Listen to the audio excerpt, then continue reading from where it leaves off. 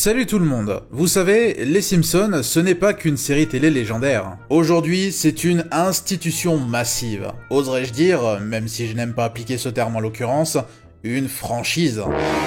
Et en tant que franchise, il n'est pas surprenant de savoir qu'ils auront tout fait. Une série, un film, des produits dérivés, des jeux vidéo, des pubs, des vidéos institutionnelles, y compris sur l'importance d'une coloscopie, des vidéos VR, des NFT, des bootlegs, bref, ils nous auront vraiment tout sorti. Ah ouais? Et des courts-métrages, ils ont fait ça? Mais bien sûr qu'ils ont fait, mais vous avez parfaitement raison. Flatteur, tu sais, tu peux me dire je. Alors, je sais que techniquement, la période Tracy Ullman Show est une période de court-métrage pour la série encore embryonnaire. Mais pour les besoins de cette vidéo, on va les laisser de côté. Dommage, car en soi, ils ont leur lot de perles.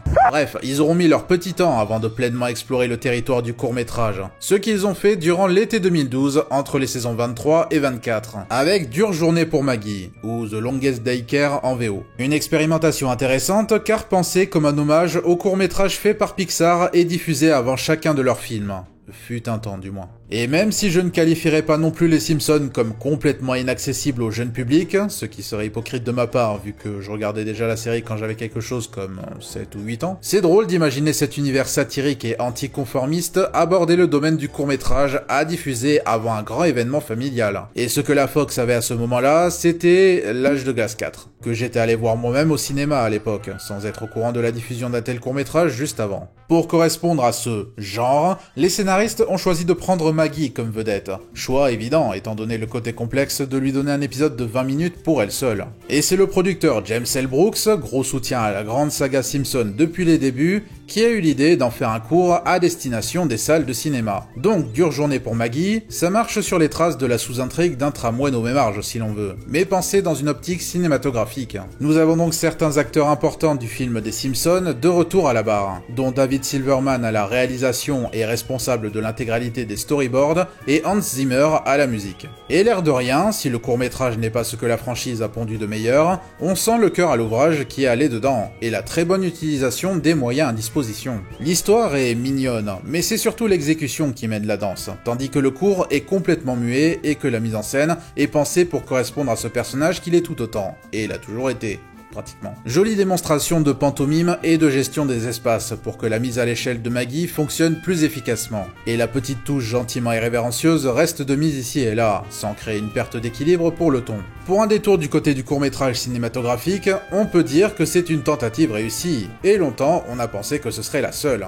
Jusqu'à ce que ce vieux briscard de Jim Brooks récidive. Nous sommes en 2019, pendant la diffusion de la saison 30. Un épisode nommé The Incredible Lightness of Being a Baby, je vais pas me casser le derrière à aller vérifier le titre VF parce que je sais qu'il est flagué, devait être initialement diffusé dans le courant de cette saison, en avril 2019 précisément, avant d'être soudainement retiré du calendrier pour une raison inconnue. Eh bien la raison est devenue connue pratiquement un an plus tard, lorsqu'est sorti de nulle part un tout nouveau court-métrage sur les Simpsons à destination des salles, Rendez-vous avec le destin, toujours avec Maggie en vedette et dans la droite lignée de Dure Journée pour Maggie, intégralement muet et avec Silverman à la réal. Le rapport avec l'épisode susmentionné, c'est que le pitch de ce court, narrant le premier amour de Maggie, est tiré d'une des deux intrigues de cet épisode. Lorsque Brooks a vu l'avancement de l'épisode, il a suggéré de faire de cette intrigue son propre court-métrage, probablement nostalgique du premier qu'ils ont fait avec Maggie. Et la douce ironie de ces courts poursuivant un objectif à la Pixar, c'est que celui-ci a été diffusé en avant un film Pixar.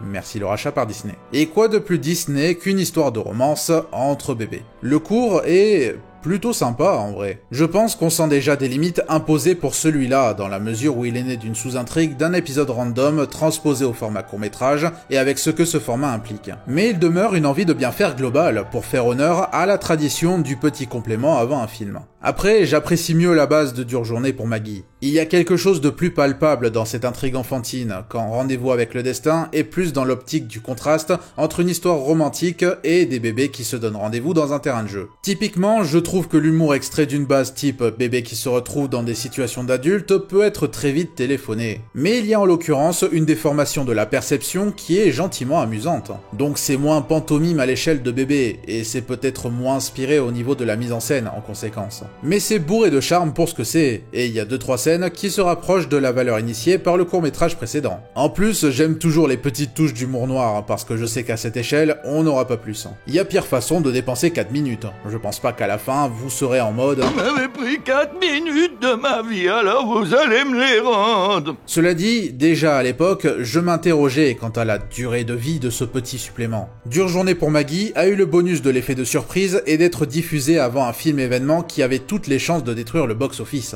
Sans vouloir vexer En Avant, que j'aime beaucoup, il ne partait pas pour faire autant, et certainement pas avec la pandémie qui se profilait pour lui mettre des bâtons dans les roues. Résultat, le cours s'est retrouvé bazardé sur Disney+, peu de temps après, et en toute discrétion. Pas le même coup de com' que le précédent, qui en plus de ça, a eu sa petite nomination pour les Oscars. Et tout compte fait, c'est un avant-bouche pour un épisode que vous n'avez sans doute jamais vu, rendu premier projet des Simpsons destiné au cinéma depuis 8 ans, et avec peu de choses pour lui-même pour pleinement marquer. Il n'empêche, le territoire est une plateforme intéressante pour Maggie. Peu d'épisodes s'autorisent à pleinement l'explorer dû au fait que Maggie soit littéralement un bébé avec peu de matériel pour tenir sur un épisode complet. Tandis que le domaine du court-métrage a du potentiel pour miser sur la substance de son pantomime. Je me disais qu'on allait en avoir plus, et j'étais sincèrement curieux pour la raison susmentionnée. Quitte à s'éloigner de l'esprit mordant de la série qui était pensé pour trancher avec l'esprit du dessin animé du samedi matin, ça pouvait permettre à un de ses personnages de se renouveler et à l'équipe d'explorer des choses différentes pour éviter la routine de la saison annuelle.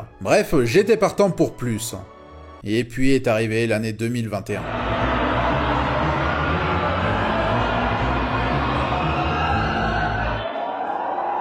Avec Disney+, bien installé dans le quotidien de nombre de foyers et les Simpsons comme nouvelle figure de proue parmi les principales de la firme à grandes oreilles, il semblait tout naturel d'additionner ces facteurs. Et c'est ainsi qu'en mai 2021, nous nous sommes retrouvés avec un nouveau retour pour ces excentricités Maggie-centriques. Mais avec quelque chose de différent. Le réveil de la force après la sieste, ce titre fait interagir les personnages des Simpsons avec ceux de l'univers Star Wars comme si de rien n'était. Basiquement, on entre dans le Disney vert, et l'air de rien, j'apprécie en soi qu'il ne s'embarrasse pas à expliquer le pourquoi du comment. Les univers des Simpsons et de Star Wars ont fusionné, cherche pas à comprendre pourquoi, enjoy the ride comme dirait l'autre. Ouais, enfin, s'il y avait quelque chose à enjoy là-dedans. Parce que c'est un pauvre setup pour un pauvre cours qui se sert de sa base pour 4 minutes de référence à Star Wars avec l'apparence d'une production Simpson. Je n'ai même pas envie d'appeler ça du fanservice parce que ce serait condescendant envers les fans de croire qu'ils se rassasieraient juste de références à tel ou tel truc venant de la licence Star Wars sans twist particulièrement original ou mordant. Juste une checklist de choses à référencer quoi. Oh tiens, c'est BB-8. Oh tiens, c'est Ahsoka. Oh tiens, c'est la carbonite. Oh tiens, c'est le texte qui défile. Oh tiens, c'est les coups de Jar Jar posés sur la commode. Et le pire, c'est que le maquillage Simpson n'est pas plus original, car le cours est essentiellement une reprise paresseuse de Dure journée pour Maggie. Donc capitalisant autant sur Star Wars que sur leur court-métrage que tout le monde connaît. C'est tentant de crier à la mort de la créativité. Mais rassurez-vous, on n'y est pas encore. Avec ce court-métrage. Parce que ça empire. Le bon, le Bart et le Loki est comme un segment d'horreur show des saisons HD qui serait encore plus paresseux que les plus paresseux de ces segments. Dans ce cours, Odin exile Loki à Springfield, et ce dernier atterrit dans la maison des Simpsons. Parce qu'à ce stade, chez les Simpsons, c'est devenu l'équivalent du même « Oh bon sang Loïs, c'est Loki à notre porte !» Le précédent cours avait le mérite de raconter quelque chose. Plus ou moins, en tout cas un petit scénario direct, même si ultra safe. Par contre celui-là, c'est vraiment l'équivalent de jeter des spaghettis sur le plafond et conserver ceux qui ne tombent pas au sol. Il se passe masse de trucs oubliables, et si par miracle on réussit à se souvenir d'un truc qui s'est produit là-dedans, on se demande si ce n'était pas une sorte de rêve fiévreux. À un moment, les personnages de Springfield se transforment en personnages du multivers Marvel, et on se dit qu'il va enfin se passer quelque chose de rigolo. Mais non, même pas, rien n'en est fait, et ça finit juste brève exposition. Je me demande si les chara-designers ont apprécié que leur design soit visible quelques misérables secondes. C'est tellement 3 minutes de rien qu'on a plusieurs scènes post-crédits qui satirisent même pas vraiment Marvel, ou alors hyper gentiment. Pire encore, la toute dernière scène est même un preview de la série Loki, avec un skin Simpson par-dessus. Vous vous rappelez ce gag dans le film, avec Fox qui fait la pub pour ses programmes, même au cinéma ? Bah voilà, c'est exactement pareil, sauf que c'est même pas un gag cette fois. Parce que Marvel fait sa pub partout, magazine, bus, briques de lait, bananes dans le ciel, etc. On ne peut que remonter la pente après ça, que nenni. Qu'est-ce que j'adore dire que nenni. Plus Anniversary est né dans l'optique de fêter les 2 ans du lancement de Disney+, et c'est nul. 3 minutes consistant à vous coller sous le nez tout ce que Disney possède regroupé dans le bar de mots, parce que c'est ça qu'on veut. C'est gênant, et pourtant, malgré tout, ça donne l'impression d'une opportunité manquée. Parce que je me moque, mais en vrai, conceptuellement, il y avait un truc à faire. Moi, quand j'étais petit, j'étais un gros fan de Tous en boîte. Notamment parce que le petit moi s'éclatait à voir tous ces personnages du canon animé Disney réunis au même endroit pour dîner et regarder des soirées de gala et des cartoons présentés par Mickey et consorts. Et encore aujourd'hui, ça m'amuse pas mal. Donc moi, je suis pas fondamentalement contre voir tous ces personnages tous ensemble à l'écran et interagir entre eux. C'est comme ces petites pubs de Cartoon Network à l'époque, avec les personnages des séries de la chaîne résidant tous dans la même grande ville et interagissant ensemble. L'air de rien, il y a de la vie dans ces spots TV. Le problème est que ces cours ne font pas ça. Ils montrent juste ces personnages comme des jouets dans une vitrine. Ces cours sont pensés comme des opportunités commerciales, et même pas rendues amusantes ou avec du cœur dedans. Je pense à Il était une fois un studio, et on va pas se mentir, Disney a vu l'opportunité commerciale dans le projet. Mais les artistes derrière ont réellement fait en sorte de rendre un hommage chaleureux à l'histoire d'un studio et l'héritage généré. C'est pas juste voir tel ou tel personnage à l'écran, c'est voir tous ces personnages réunis pour rendre hommage à ce que le studio voulait créer chez le spectateur depuis Blanche-Neige, les Silly Symphonies et bien avant. Ces cours ne rendent hommage qu'au consumérisme initié par Disney. Plus Anniversary se part même d'une chanson venant de Lisa, de tous les personnages qu'il pouvait prendre, à la gloire de Disney+, globalement, malgré quelques paroles d'un satirique beaucoup trop léger. Et je comprends pas ce but. Enfin, si, je comprends le but de promouvoir un service de streaming, même si c'est nul. Ce que je comprends pas, c'est... les seuls gens qui peuvent voir ce court-métrage et les autres, normalement, sont déjà abonnés à Disney+. C'est quoi? C'est pour te marteler le fait que c'est la plateforme la plus géniale du monde et que t'es pas autorisé à la quitter? Non, parce que quitte à aller chez les bots de Disney, vous voudriez pas être, je sais pas moi, un peu créatif? Et tant qu'à faire, vous calmer avec les blagues en mode « Wouah, Disney possède les Simpsons, trop dingue! Comment ça fait déjà 7 ans ?» Et ce qui m'énerve, c'est que, à la limite, ça passerait s'il s'arrêtait à quelques-uns. Mais ça continue, et à chaque fois, c'est aussi nul que le précédent, sinon pire encore. Jusqu'à atteindre le nadir avec leur dernier. Que la fête des mères soit avec vous fait tellement pitié que je pourrais être embarrassé à dire que je suis un fan des Simpsons. Mais bon, si vous n'aimez pas les promos à la gloire de Disney, alors peut-être que vous aimez Lisa devient Gaga, et que vous adoreriez en voir d'autres des comme ça au format court. Ouais, ils ont fait ça avec Billie Eilish, puis avec la famille Bocelli. Et je comprends encore moins le but. Les autres ont un but pourri, mais ils ont un but. Est-ce que Billie Eilish, qui est une artiste que j'adore énormément au passage, avait vraiment besoin d'un court-métrage ultra oubliable pour solidifier sa popularité? Vous savez quoi? Je veux même pas appeler ça des courts-métrages. Ce sont clairement des pubs. Des pubs avec pratiquement aucune intention artistique qui sont déguisées en court-métrage,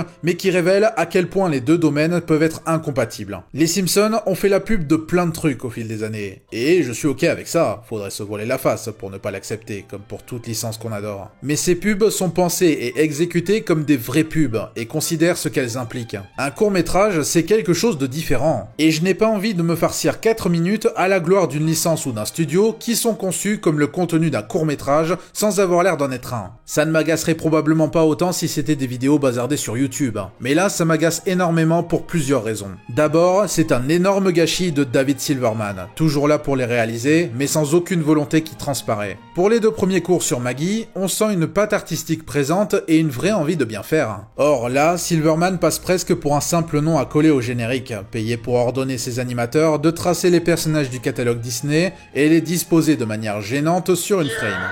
Le facteur de composition est embarrassant et ferait passer des images de ses cours pour des fanarts pas terribles. Et quand il y a du potentiel, rien n'en est jamais fait. Le matériel en making-of est nettement plus prometteur que ce avec quoi on se retrouve à chaque fois au final. En même temps, c'est difficile d'être plus motivé quand ces trucs sont produits en un espace de temps hyper restreint. Les premiers ont pris au moins une bonne petite année pour se développer, tandis que pour le réveil de la force après la sieste, on parle d'un temps de production de 3 mois. 3 mois. Donc vraiment la quantité au-dessus de la qualité. Et ensuite, ce qui m'énerve tout particulièrement, c'est qu'ils endommagent l'image des Simpsons actuels plus encore que des nouveaux épisodes médiocres. Les dernières saisons ont produit quelques épisodes vraiment chouettes que je pourrais défendre longuement, voire que j'ai déjà défendu. Des épisodes qui montrent que la série, même à ce stade, peut toujours en avoir sous le capot. Mais malheureusement, des spectateurs lambda ont plus de chances de tomber sur ces cours en traversant Disney+, que sur les derniers épisodes lors de leur diffusion. D'autant que ça ne prend que 4 minutes de leur temps. Et Et ce ne sont pas les meilleurs moyens de montrer ce que la licence peut faire aujourd'hui. Leur seule raison d'exister, c'est de créer de la com, de devenir viraux au travers de quelques crossovers qui ont toutes les chances d'être propagés par des comptes Twitter, et on recommence. Avec en plus une bonne dose d'hypocrisie occasionnelle qui renforce ce sentiment de foutage de gueule. Ah oui, et j'ai oublié le plus cocasse. Vous penseriez que c'est à cause de Disney? Eh bien même pas. Le responsable c'est, on y revient, James L. Brooks. Brooks avait exprimé le souhait de créer des courts-métrages avec les Simpsons interagissant avec d'autres franchises que Disney possède. Une idée pas plus bête qu'une autre conceptuellement donc, mais nourrie d'un caractère opportuniste qui se reflète à chaque fois. Brooks a imposé la scène post-crédit du court Marvel pour faire un truc basé sur la série Loki, et ils l'ont fait en une semaine. Plus minable encore, ces cours seraient aussi nés du fait que Brooks pense que les Simpsons sont durs à trouver sur Disney+, car ils n'ont pas leur propre section. Alors, James est un acteur fondamental dans le développement des Simpsons. Je n'exclus pas ça. Et mon compatriote The Reg en a si bien parlé une fois. Mais sa volonté de constamment mettre les Simpsons à jour pour suivre les tendances et les expérimentations a apporté son lot de bons comme de mauvais. On lui doit donc dure journée pour Maggie, mais c'est aussi lui qui a poussé l'équipe à produire le funeste épisode sur un sombre crétin multimillionnaire que je ne nommerai pas. Et s'il est si salé que ça par le fait que les Simpsons ne soient pas assez visibles sur Disney+, au moins, s'ils autorisaient ces productions à se déchaîner, au lieu de ressortir la même soupe encore et encore. Pourquoi ne pas revenir aux sources et faire des cartoons dans l'esprit de l'âge d'or avec Maggie en vedette? Ou alors, comme je l'ai déjà suggéré dans ma vidéo des gags du canapé, inviter des artistes pour qu'ils sortent des petits sketchs en mode les Simpsons vu par. Ce serait super intéressant et pas intrusif en tant que gag du canapé de 2 minutes avant un épisode. En somme, ces cours rappellent que les Simpsons ont encore du chemin devant eux s'ils espèrent atteindre l'audace et le renouvellement auquel ils prétendent. Heureusement qu'on a encore de bons épisodes dans la série mère, et je sens que ça va être à moi de les mettre en avant. Oui, je ferai ça cet après-midi, hein. On se retrouve lors de la prochaine chronique. Ciao!